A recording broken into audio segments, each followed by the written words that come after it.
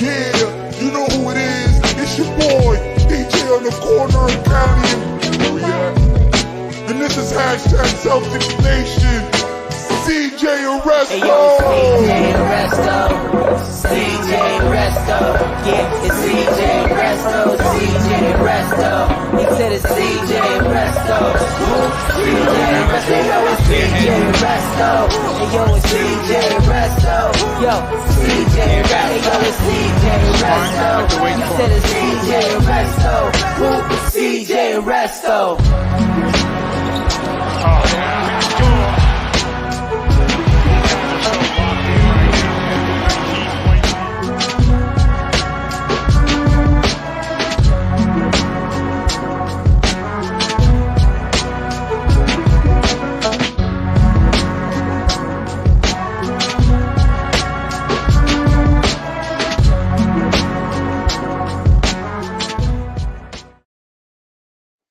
Hey, yo, what it do? Celtics fans, stay true. It's your boy, Hendrik Hernandez, Resto from CJ and Resto. And this is CJ and Resto, episode numero nueve.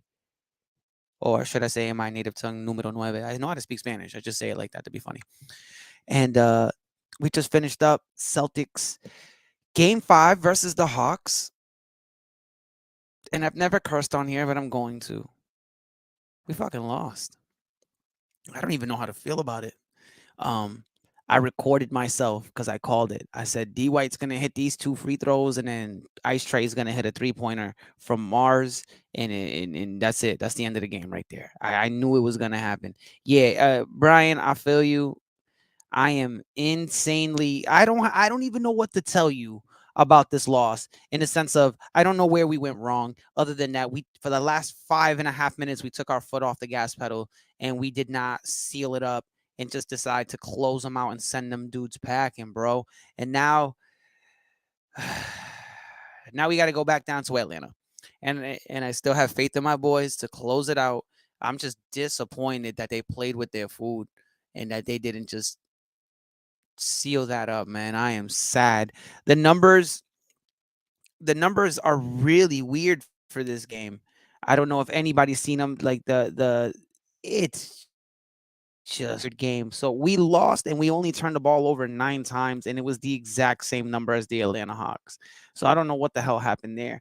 We out rebounded them. We were +9 on the boards. I don't know what happened there.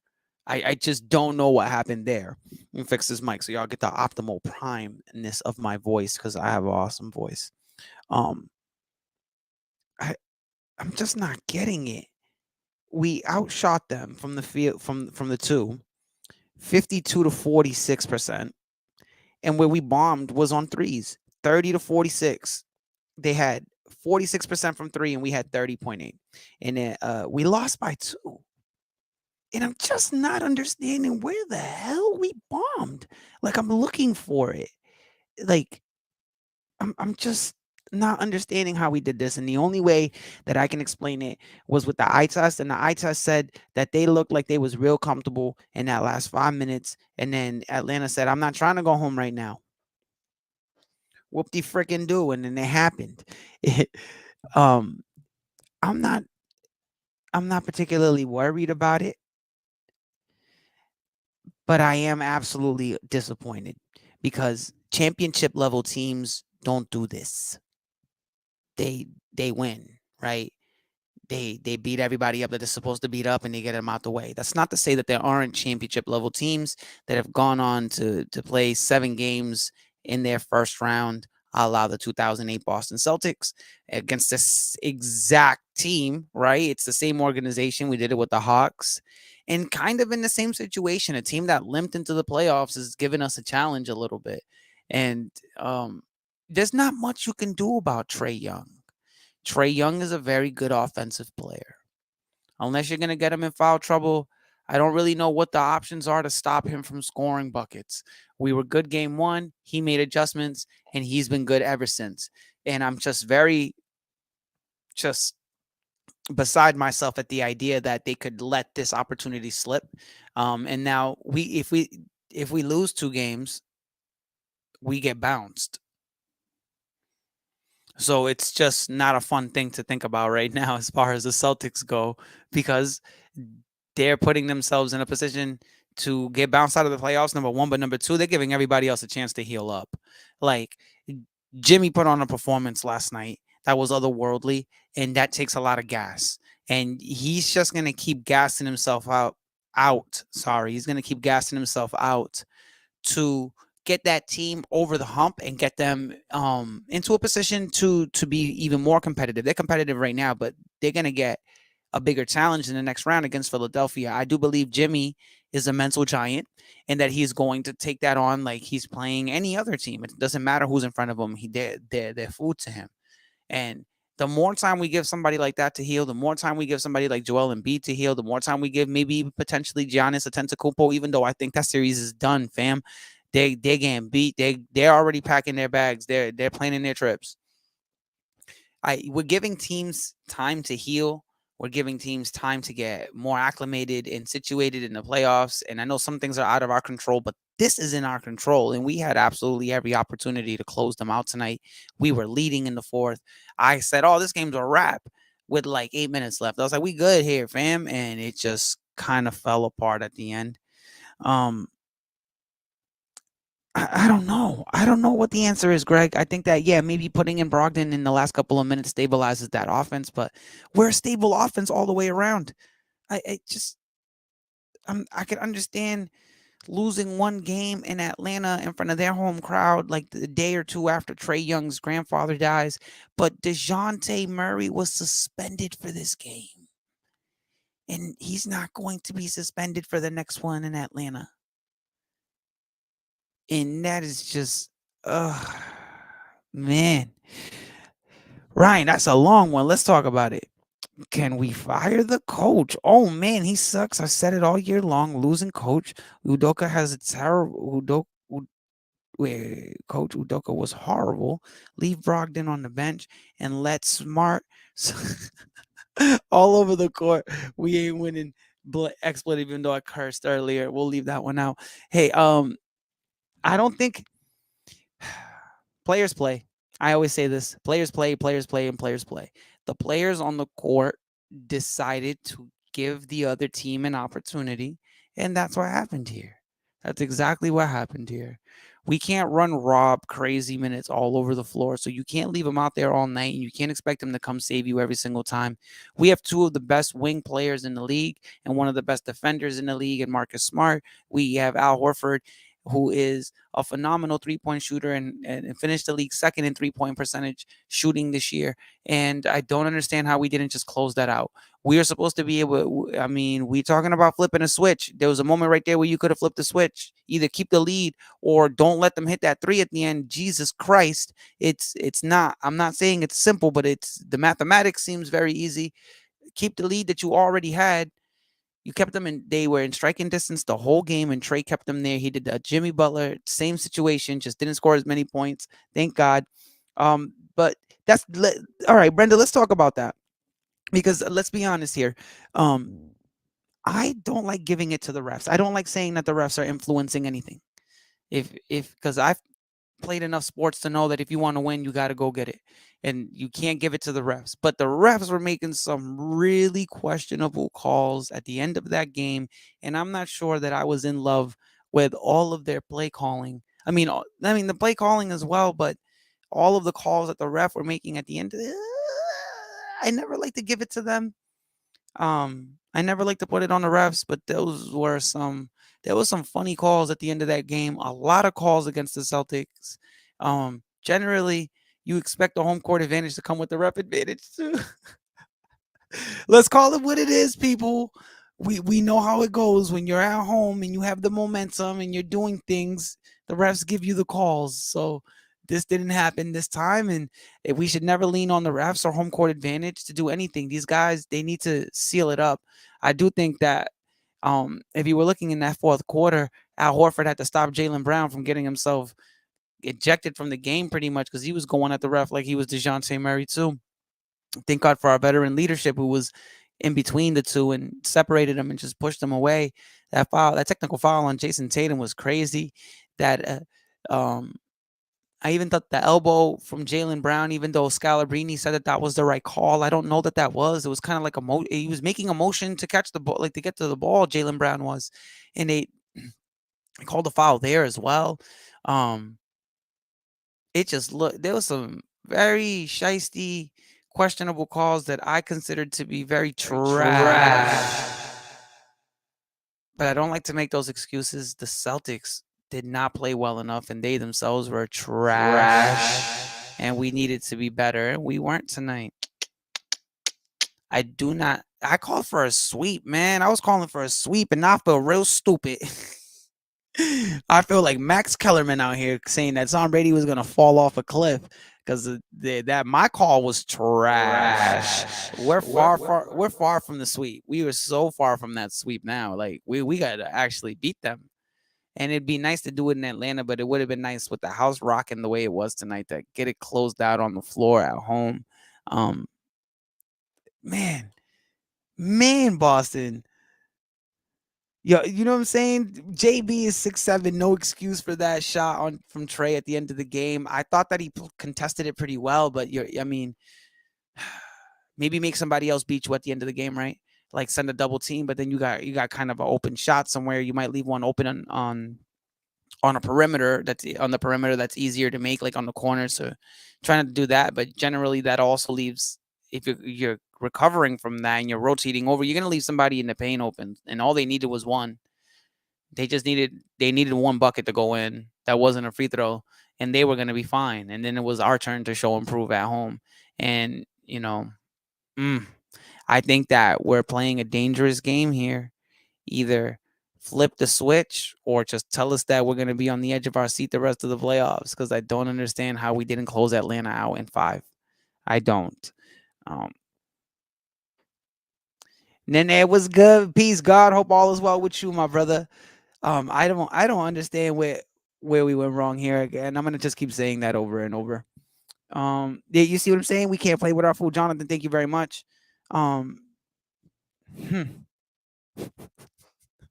y'all believe it? The Atlanta Hawks are pushing us to 5. It's not to say that this team can't win a championship, but if we're going to do that this year, if I'm going to be at the parade in a couple of months, couple of weeks, we need to lock it down when it's time to get it done. And very clearly we didn't tonight. Again, the stats were very the stats just don't tell the story at all.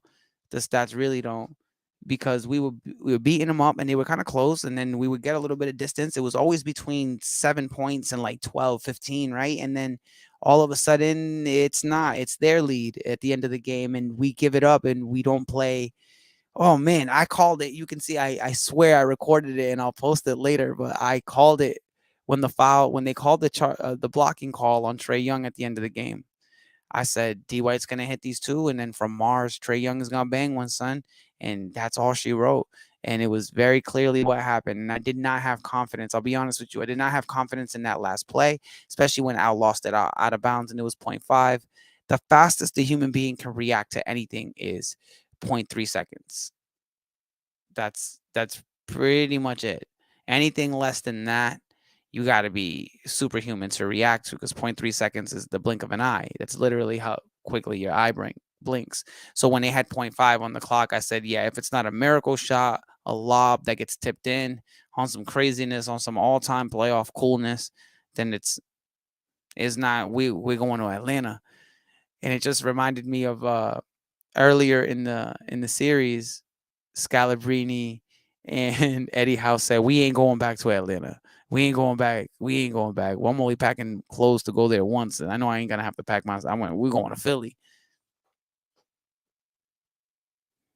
Boy, that backfired. Yeah, we was talking heavy. We was talking real heavy. And if anybody was talking heavy, it was me, because I'm the heaviest talker of all, man.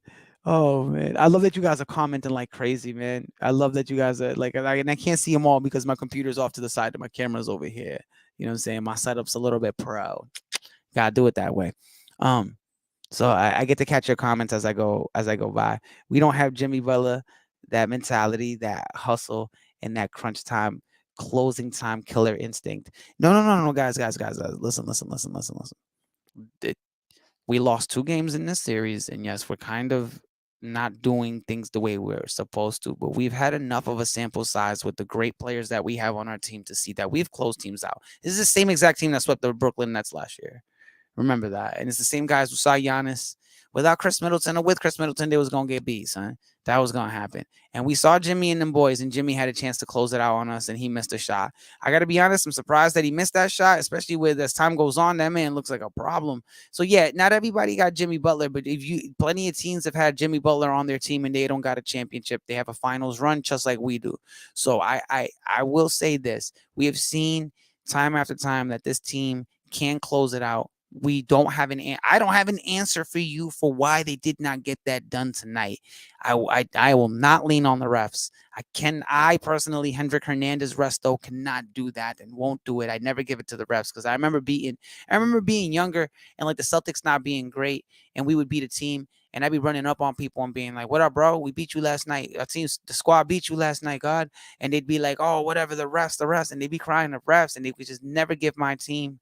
They'd never give the team the due props, and I never wanted to be that guy back to anybody else. We got beat tonight because Ice Trey is actually a decent. I've said it. He's a great offensive player. He's really good about getting buckets into the hoop, and you can't do much about that. You can't, and I've said it in the last couple podcasts. You can't do much about him. I say he's garbo in the sense that I do not traditionally like players who can only go and put the ball in the hoop and cannot defend. And it's not that he's not a willing defender, but there are plenty of times where he gives up on plays. And I get it. He doesn't want to get into foul trouble because he's smaller, and it's not like he can affect it much, but that's the game, and that's what it is for short players, and I'm one of them, so I don't feel sorry for other short players. I'm like, nah, bro, you got to go get yours. You got to go get yours. You got to be a crazy defender if you want to get in there, because they don't give dudes our height an opportunity, and they're not going to change the rules for somebody that's short. So do what you got to do. And if you can't defend, too bad. It's not great. You suck. And he doesn't suck. I'm just being, facetious in a way. I'm being playful in a way. The dude's really good about putting the ball in the hoop, and there's not much you can do about it. And we have great defenders all the way around, and he still did what he did. Either you send 2 at him and make somebody else beat you, or you live with what happened, and that's exactly what happened. We lived with what happened. Then we could not, we're saying, geez, I bumped the mic.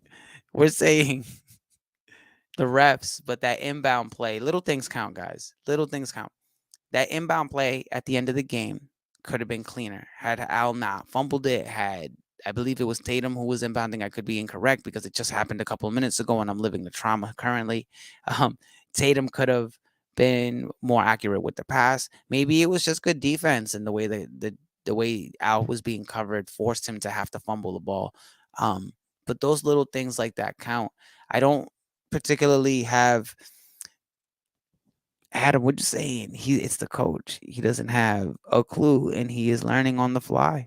He doesn't help when he just gives up. First 5 minutes to go, they're up by 30 points. Hey, listen, I agree that I can throw some of this at Joe Mazzulla, but I am constant about players play, and you know what's in front of you. Something like that happening in front of you, you know what you're doing. You know what's going on. You know. Yeah, yo, for real. I'm gonna go to bed soon too, but I'm not gonna go to bed before I rant. And at least now that we got the podcast going, I can rant in front of a few people and get some perspective back. Because before I'd just be calling up Castro, and Castro would be like, "Yeah, I didn't watch the game," and I'm like, "Yeah, I'm just saying, no. Listen, like, you understand what I'm saying, yo?" And then I jump on the phone with C's and we talk about it for 3 hours, and we'd spin out of control and talk about something else along the way. We'd end up talking about how good Lil Wayne is. So, because I love Lil Wayne. So, um,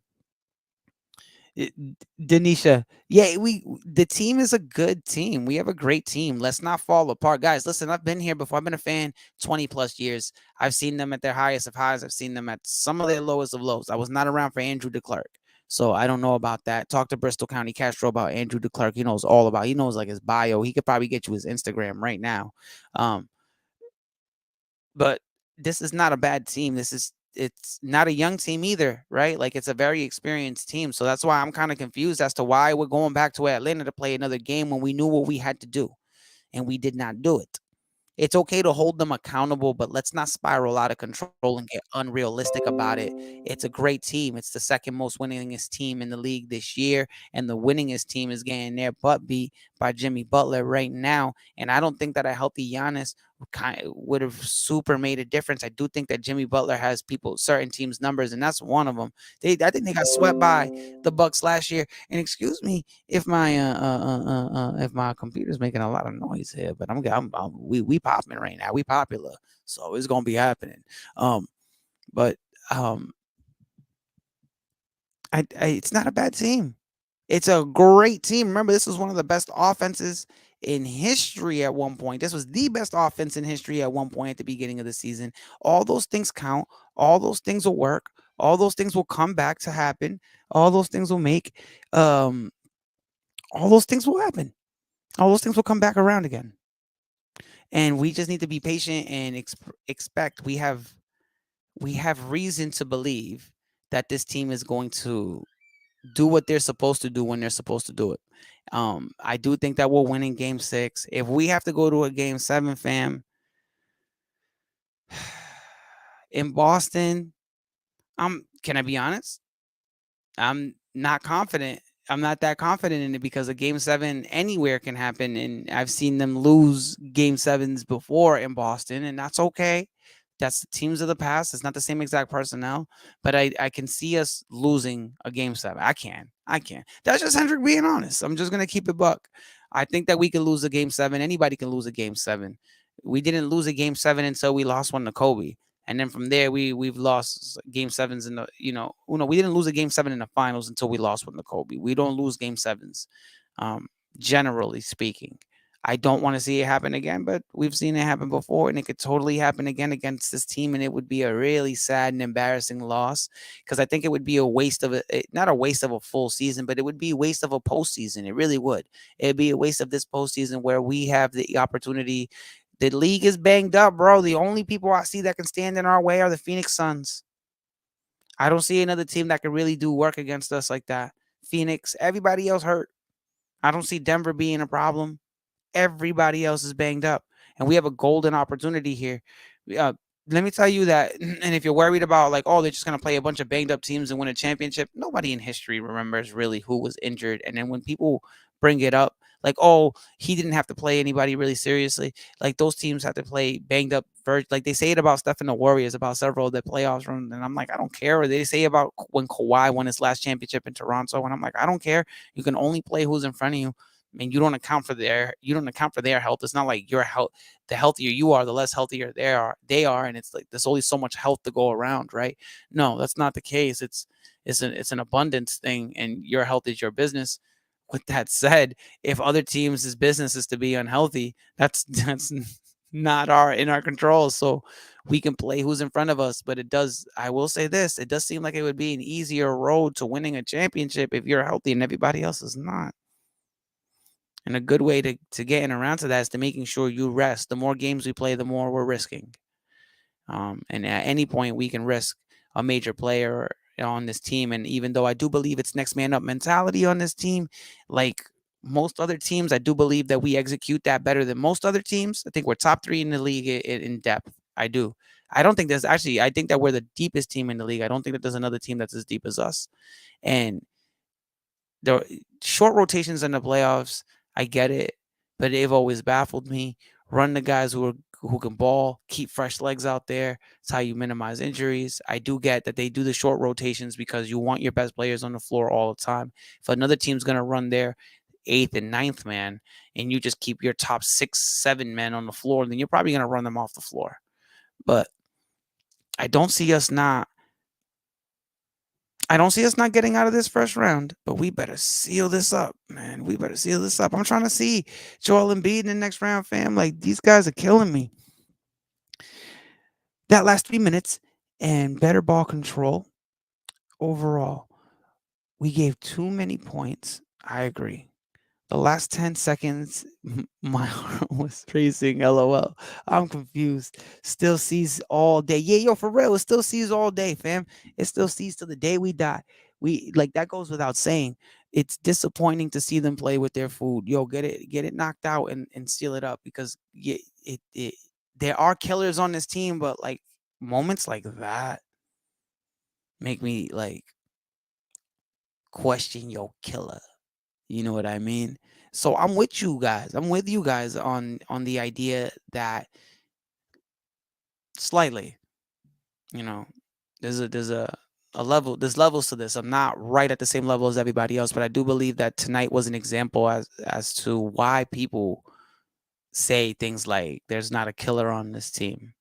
And it's a bad look the night after, like it's just multiplied and amplified when the night before Jimmy Butler did what he did. And then somebody else on another team, on the exact on the team that you're playing, went off and did what they were supposed to do to win. This man hit us. You know how many does Steph Curry sleep? Like, oh man, that haunts my dreams. And now Trey hitting me with the burr. I'm not trying to have him Madison Square Garden bow. You know what I'm saying? In the game 7, that's messy. Let's go Celtics. Seal this ish up and cut out the mess. I don't know what else they could have done better. They could have shot threes better. Maybe it was a bad night shooting threes. It was. It was a 30% night shooting threes. You never want to shoot 30% as a team, and the other team shoot 46. It's close to 50%, which is fantastic shooting for a team. I do not understand how we let this one slip, and it's a little disappointing. You know how I call it? It is straight up trash that we lost that game. I need a damn smoke. I never smoke on screen. I'm about to smoke back a little bowl into my little. I'm about to pack a little bowl of tobacco into my little bowl of tobacco and take a drag, but I'm gonna hold off on it. It was that last 5 minutes of the game was trash, and the last minute of that game was an unfavorable thing.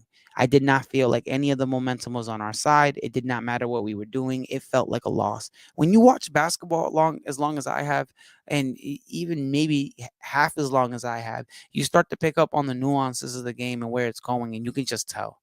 Unless something amazing and spectacular is going to happen here, which those moments happen, but they're not.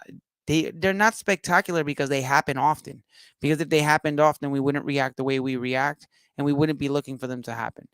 What ends up happening is what's likely to happen is that your team's going to lose. If the momentum is shifting that badly, and no matter how many times you guys, I'm surprised Golden State won that game the other night because the momentum was completely shifted to the other side. Like that Harrison Barnes missed that shot was kind of crazy, but it's also what's most likely to happen when somebody who shoots at the percentage that he shoots at in the low 30s to make that shot with pressure on you on the road. So we'll be fine. I hope. Damn it. Because if we get to a game 7, I don't know what's going to happen, man. Anybody could lose that game. Why Tatum forces so many behind the arc, so much from behind the arc. When he's such a better threat, going to the hoop, his mid range is money. Just don't understand. Yeah, we're all super confused, Tony. We're all like, what the hell is going on? I do. You know what I say about players shooting a lot of perimeter shots? I'll say this, and it's an example I learned from watching the Celtics. Um, Jay Crowder, when he got to the Celtics, was a really good 3D and drive guy. Um, he was really good at shooting threes, really good at defending, really good at driving to the hoop. One season, he gets hurt towards the end of the season, sprains his ankle on a drive to the hoop, was out like the rest of the year. After that, either the game changed around him and he was completely willing to because of that sprain, or he said, hell no, nah, man, I don't get injured shooting threes. And I never saw him really drive to the hoop off after that, not as much as he used to. And players are reluctant to drive to the hoop because that's where those injuries happen. And I understand completely. And if you're, I mean, how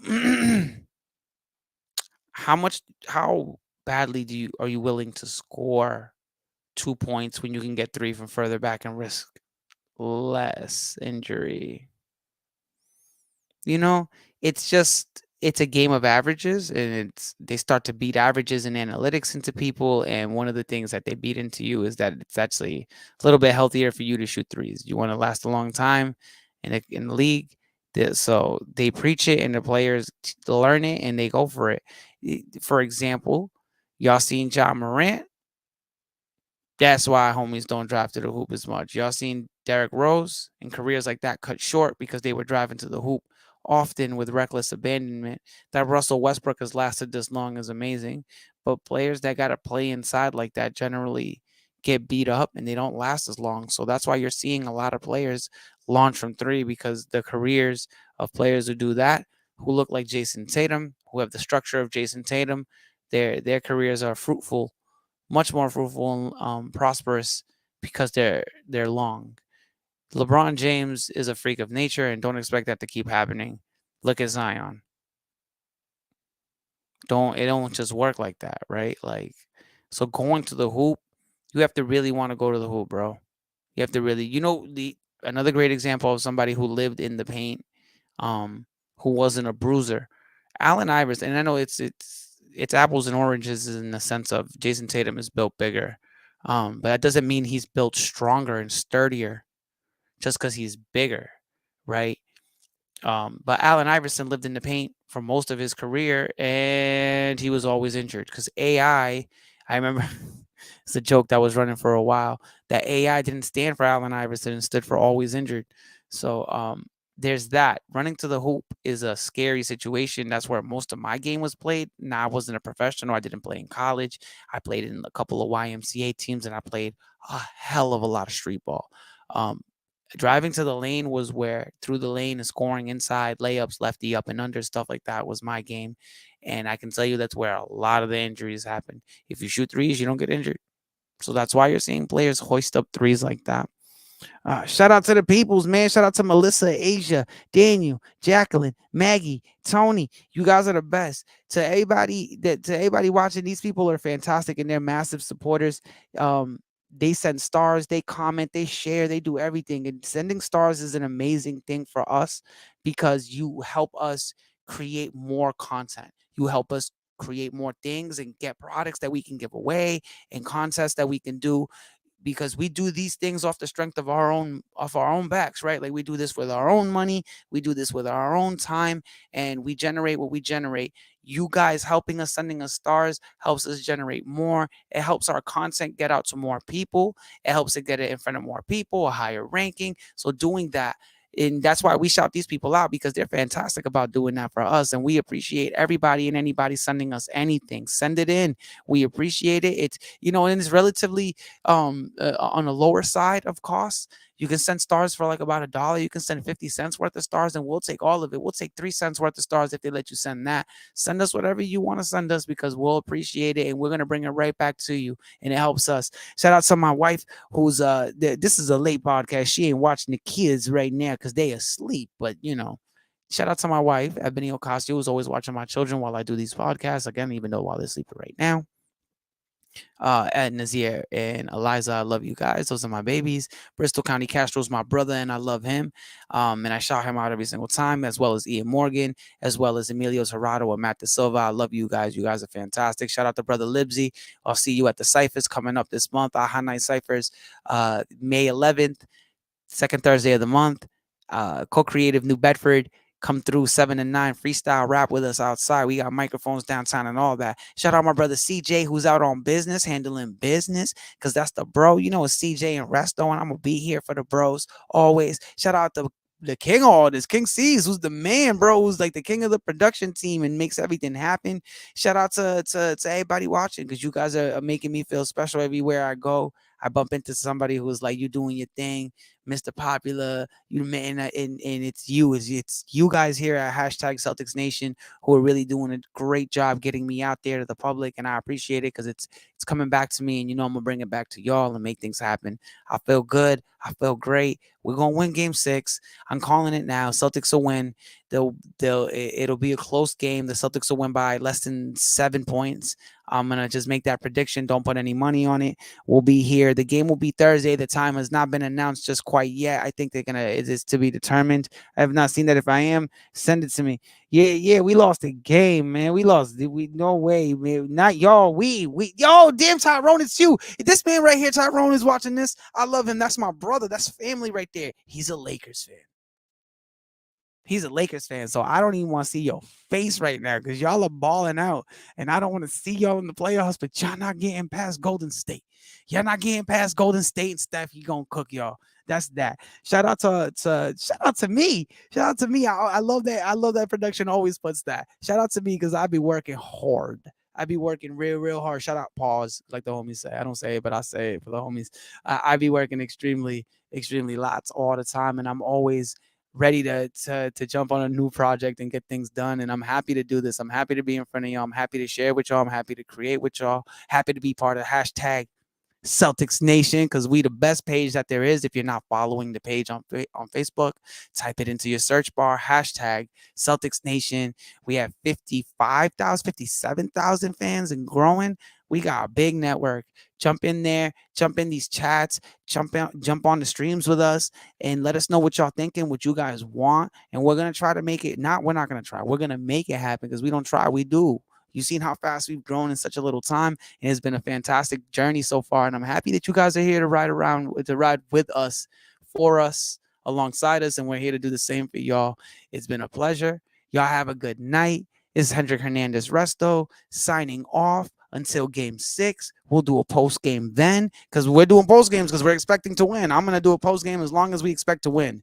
So if we're going to close out the series, we'll do it then. I love y'all. I'll see y'all then. Shout out to King C's, man. He's the king. And Celtics, don't be playing trash no more, man. Close this out and stop playing with y'all food. CJ and Resto, episode 9. I'm out.